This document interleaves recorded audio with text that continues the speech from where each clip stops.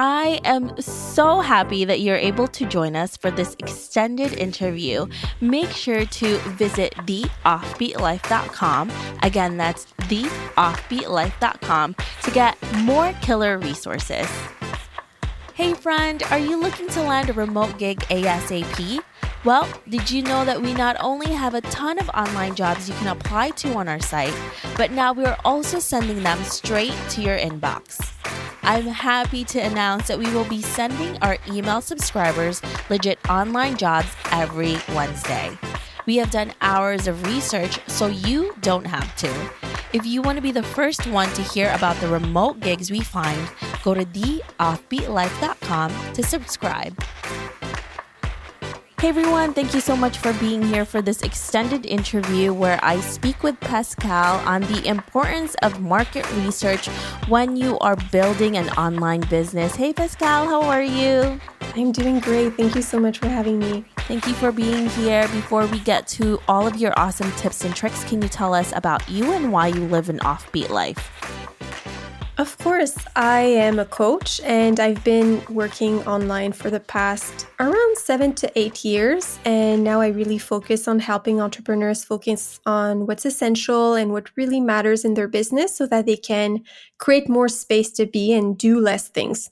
So we're talking about market research today and how that is super essential for when you are starting an online business. Can you first off tell us what market research is and what makes that so crucial? Yeah, and before people tune out, it's a very interesting topic. I know that people can find it very complicated and daunting, but it's just such a beautiful tool to master in your business because it helps make everything else much simpler and much easier and much more intentional as well. And I think it's very important at every stage of your business. So it's really important when you start out, but it's the kind of tool that you want to implement on an ongoing basis in your business to be able to improve your offers, improve your messaging, improve your targeting. But basically what market research really is, it's really an active listening process. It allows you to co-create your business with your clients. And so it helps you to understand who's your ideal client, which is kind of the base of a successful and sustainable business. When you know who you're targeting and who you're working with, it makes it much easier to attract the right person to your business. And so it helps you clarify that targeting aspect. It also helps you clarify the offers that you want to create in your business, because the more you know about your target audience, the more you understand them, the easier it's going to be for you to clearly see what they need and what's the right container or the right format to create those offers. And same thing for the content that you're creating or any messaging, brand messaging, sales messaging, or anything in your business like sales pages or email sequences, really anything. It makes it much easier for you to create because you're pretty much using the words that they're using, the feelings that they're expressing. And when you know them inside out, it just makes the whole process much more simple. I think we're spending a lot of time, trying to find the right marketing strategy and trying to figure things out and really think and spend a lot of time in our head. But when we're spending more time in our heart and really listening to what they're saying and kind of creating the connection between our own skill set and our own gifts and our own vision and what they're struggling with and what they're trying to achieve, then that's how you can co-create the right offers in your business. So how can you actually track these, or what types of strategies can we all use to figure out what our ideal audience wants? Yeah, so there's a few different tools that you can use, but I think it's really, really important to first, whenever you decide to do market research, is to have a specific goal and to really be intentional with that goal. Because when you go on that type of process, you can have a lot of different answers coming at you, and it can be a bit confusing. So when you have that one specific goal, it makes it much easier to go through the process.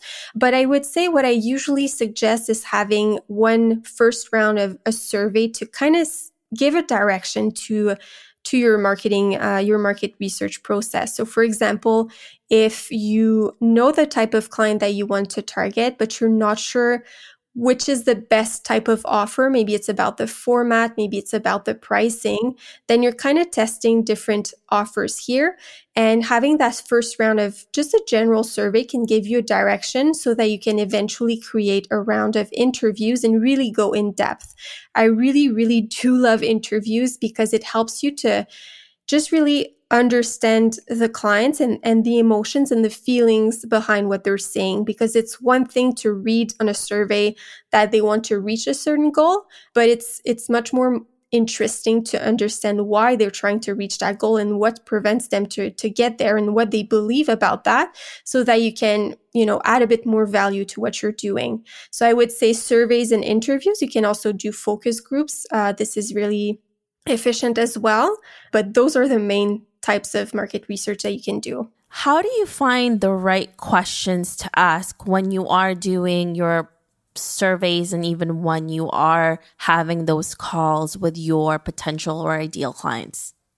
That's a great question. And I think you can just get the right answers when you ask the right questions. And I think that's the trickiest part of market research.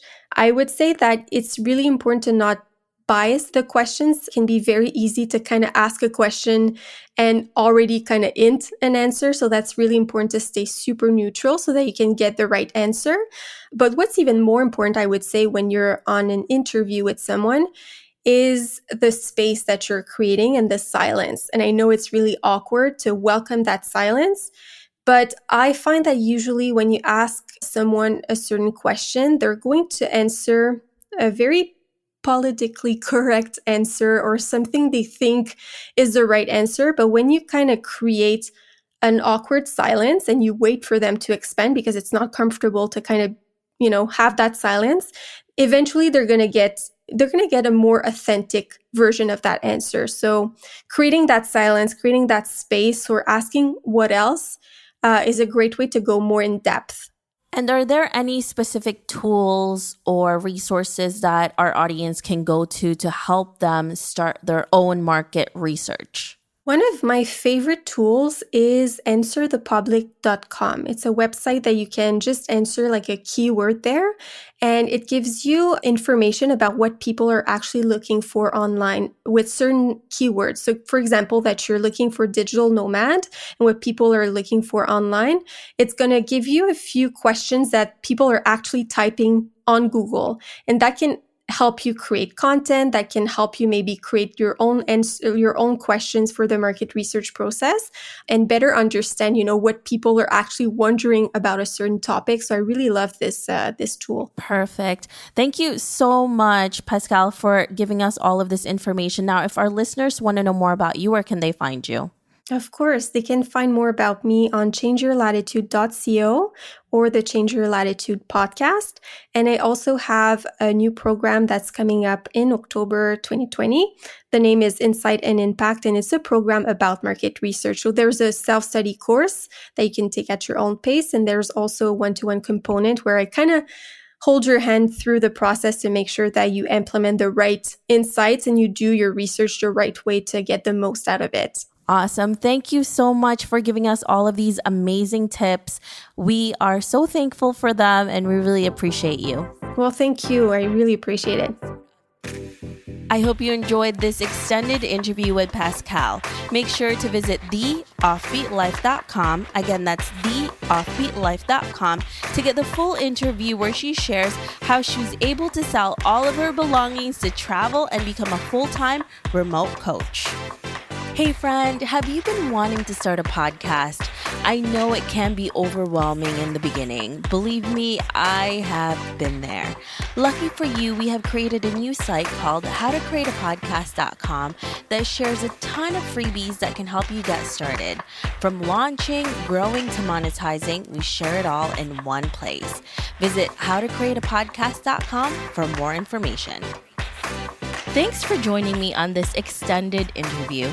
Don't forget to subscribe and leave a review on iTunes. We can also chat some more on Facebook at The OB Life. I'll talk to you soon.